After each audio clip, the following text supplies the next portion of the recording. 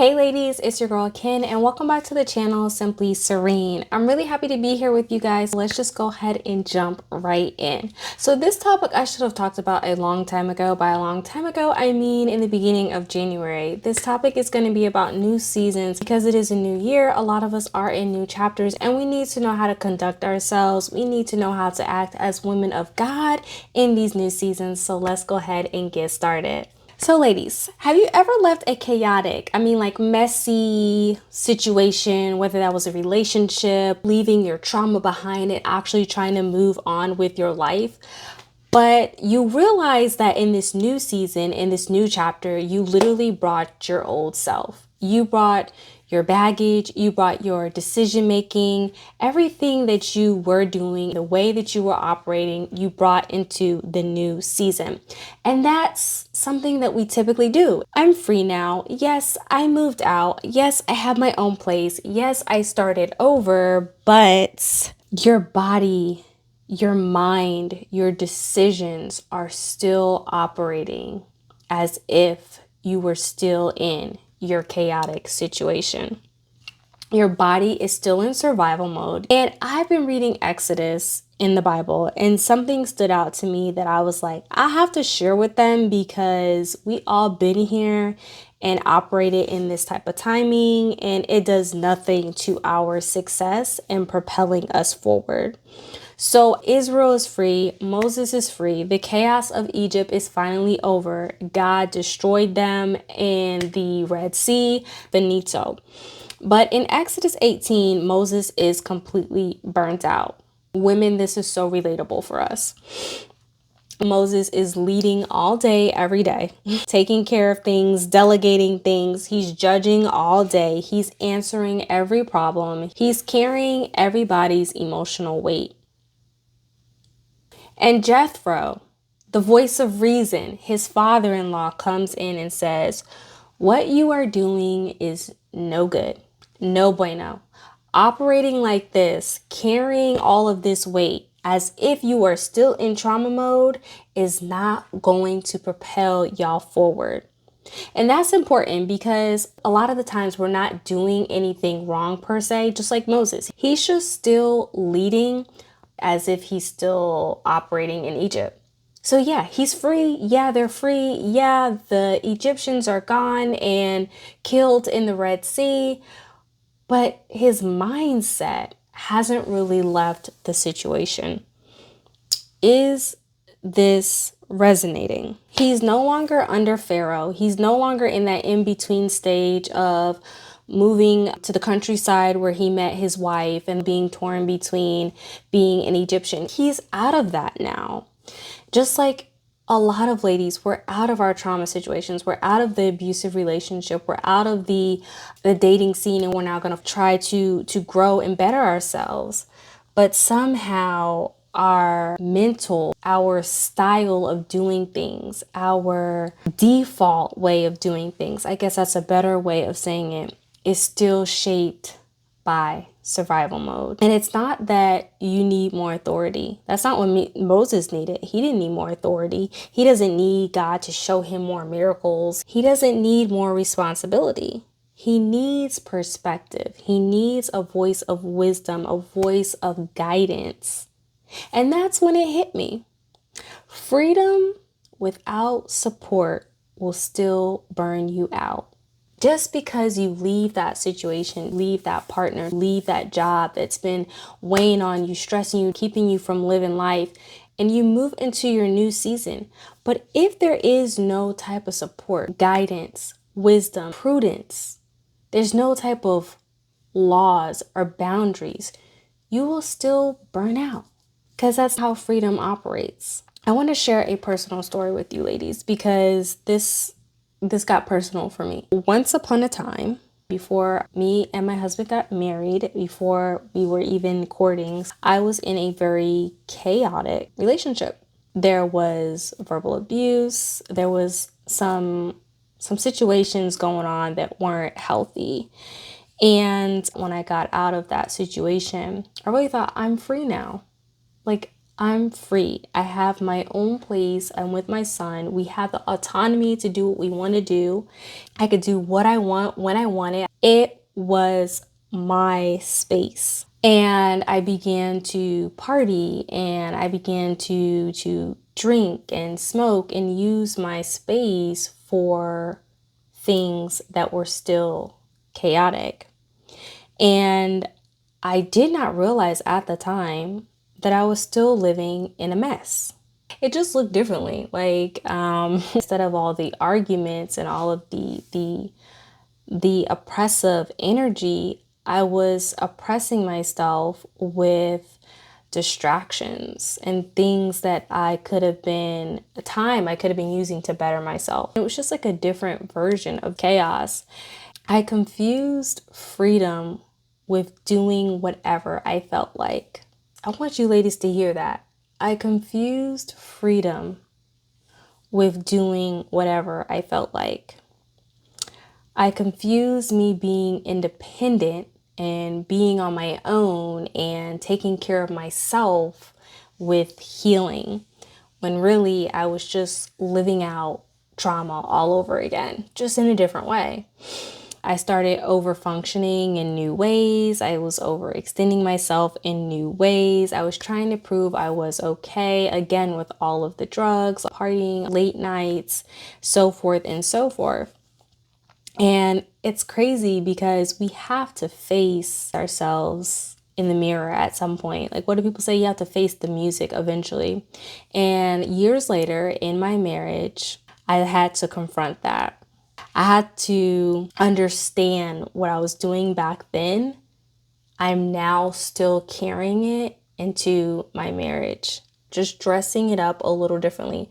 But I'm bringing my old self, my old ideals, my own way of thinking, and my own self-reliance. I'm now bringing that into my marriage. That I had learned to equate love with exhaustion, love with burnout. Keep moving, keep doing. That's how you show your love. That's how you keep things orderly. That's how you keep things controlled. That's not freedom. What's really crazy is that freedom is actually living to live with rules and guidance. I know that sounds crazy, but when you live free in Jesus, you're living free under His guidance, under His protection, which we look at as laws, but it's freedom. That's another story. But really what all of this is that I had to learn was that I was in survival mode from my past traumas. I was operating, trying to control every outcome because of past traumas.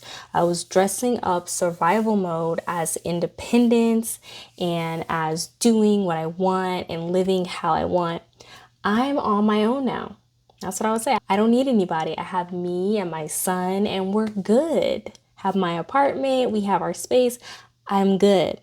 But again, independence without counsel, without guidance, without wisdom is just isolation in disguise. You are isolating yourself, and that's not healing. You cannot isolate yourself and expect to grow. Moses was free, but he didn't yet know how to live free.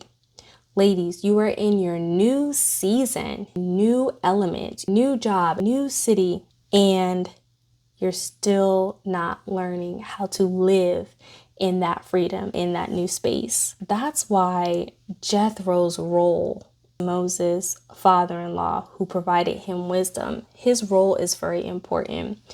What I love about Jethro is that he's not in the emotional storm. He's an outsider looking in, and he can see very clearly that if Moses keeps operating on Egyptian timing in freedom, he is going to burn out. He is going to fumble the whole Israel nation, not just himself. Ladies, you want to know if who you're listening to and who you take advice from is actually worth taking advice from?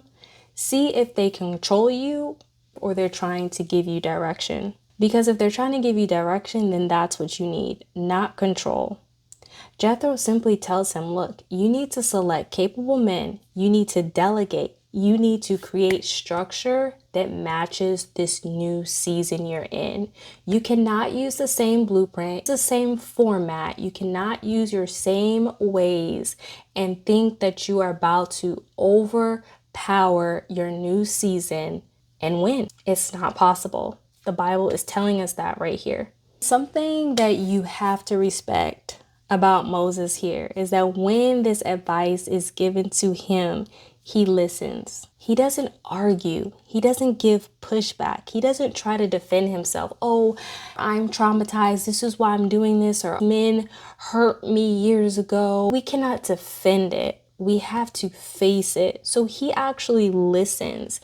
And listening, ladies, and taking advice from people who are wise and who have walked the path before us doesn't mean we're weak. It made Moses sustainable.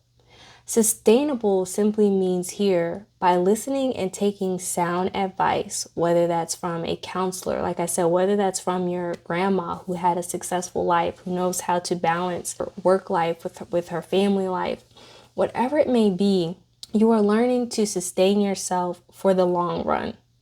You are learning to operate well and with longevity in your new season by listening to wisdom, not making up your own rules, not making it up as you go, not pulling from your past and bringing it into your future.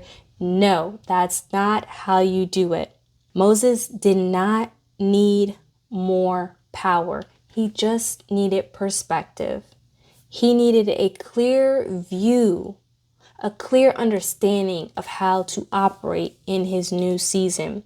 Do not let your old self lead in your new season. So let me ask you, ladies, if you're entering right now your new season, whether that's leaving a toxic relationship and moving in on your own, whether that's stepping into marriage or trying to rebuild and reconnect with a father or mother, who has perspective in your life? Because most of the time, ladies, wisdom and sound direction come from outside the emotional storm. We have to be able to listen, understand when wisdom is being given to us. It doesn't mean that it's taking away our freedom. It means that we're being wise, that we are being humble. We're choosing growth over survival. I know God has saved my marriage plenty of times and have healed things in my marriage plenty of times and has healed things within me plenty of times. And it does take me some time to realize that if I'm in a new season, I can't operate how I was operating before. But what helps me is the commitment that I have to growth. I am committed to self-growth. So that allows me to be able to listen to wisdom because I know I cannot do it on my own. I know that I do not have all the answers. So there has to be something out there greater than me to assist me. In closing, freedom doesn't start by leaving chaos. Just because you left that man doesn't mean freedom has begun. Just because you ended that stressful job doesn't mean that freedom has begun. Freedom begins. Freedom matures when we learn how to live differently after leaving the chaos. When we learn how to operate differently after leaving the problem. When we don't fumble the ball. That's when freedom really hits hard. For me personally, healing wasn't about making my own provisions. It wasn't about me being able to do it on my own anymore. It was learning how to trust God. That is really hard. Learning that no matter how much these kids are driving me crazy, God is going to provide me grace. God is working on something in me. No matter how bleak My marriage may look, I know that God is going to come in and turn it around. Learn to give it to God, to operate differently, not by my own might, not by my own will. Because a lot of us can be free and still live like we're surviving, still live like we're back in Egypt. And God doesn't pull us out of Egypt. He doesn't bring us out of our traumas. He doesn't bring us into new seasons just to bring us into a new season. He wants to teach us how to live once we're out of the chaos and teach us how to really live in freedom. So, ladies, I hope this message resonated. I really hope that you ladies were blessed. You guys have been leaving great comments below. I would like to see more of that and more interaction, because getting the conversation started is just the beginning. Understanding how and what we are going through together as women makes all the difference. So love y'all. Have a good one, and I'll see y'all in the next video, God willing. Bye.